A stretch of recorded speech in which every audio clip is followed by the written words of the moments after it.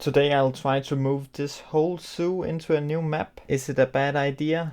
It might be. With the arrival of the Arid Animal Pack around the corner, it is of course time to get back into the Drylands. But one thing has been holding me back: the look of this map. I first started to work on this zoo in the beginning of 2021. Back then there were not a whole lot of map skirts to choose from, so I didn't have much other choice than to go with these extreme desert mountains, or whatever to call them.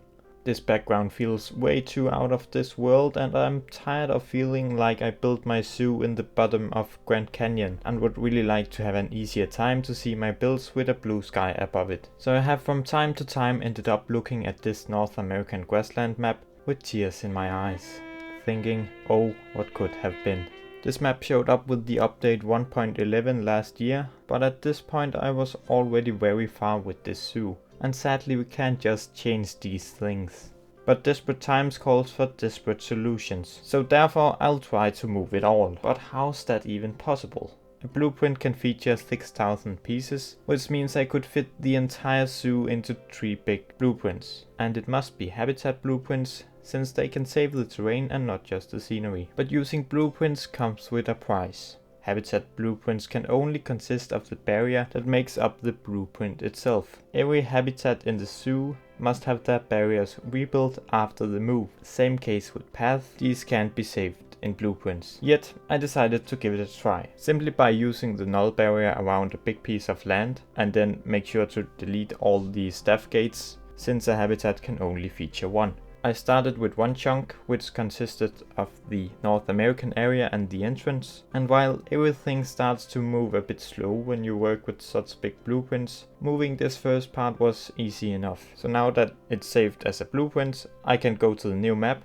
and put it in. I can now go back into the Drylands and make my second blueprint featuring 1 part of the African area. I do this by building the next habitat up against the barrier of the first. This way I shouldn't miss out on anything, and otherwise it was the same procedure. And now I have to align these 2 big pieces of the zoo perfectly again in the new map, and that was not easy at all. I had to try and do this many times, both on and off camera. In the end I had to accept this result. You can sense a tiny crack here, but I don't really think it matters too much. As long as I just do some smaller edits to the building, then it should be alright. And then I could move on to the last blueprint, which is the rest of Africa. I didn't have any good indicator on exactly how to place this one. I should probably have built something where the blueprints should have connected. But in the end it's not too important, since this part of the zoo is more cut off by the west because of the terrain. And fixing the gaps in the terrain should be easy enough. It doesn't have to look exactly the same as before.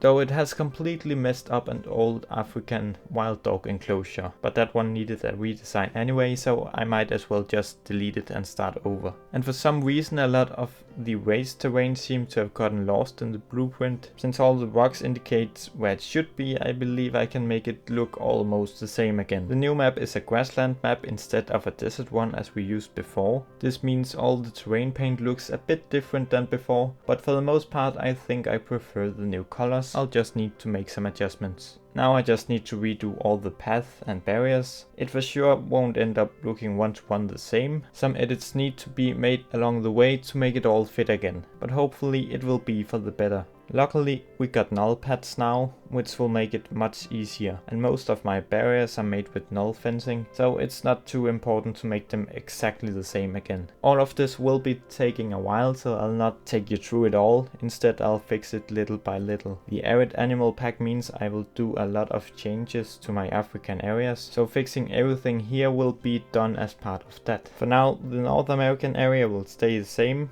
but changes are planned here too at some point. After all, I still have a few grassland animal packs plans I never got around to finish. So moving this zoo was mostly successful, but it is rather annoying work to do. So I'm not sure I would recommend anyone to do the same. But the surroundings feel much more believable now, and it should help me stay motivated to get some work done in this park. And if you don't want to miss out on that, then make sure to subscribe to the channel, and of course leave this video a like so more people will end up seeing it. And then you will soon get to see more of the Drylands in its new location with new animals from the new DLC.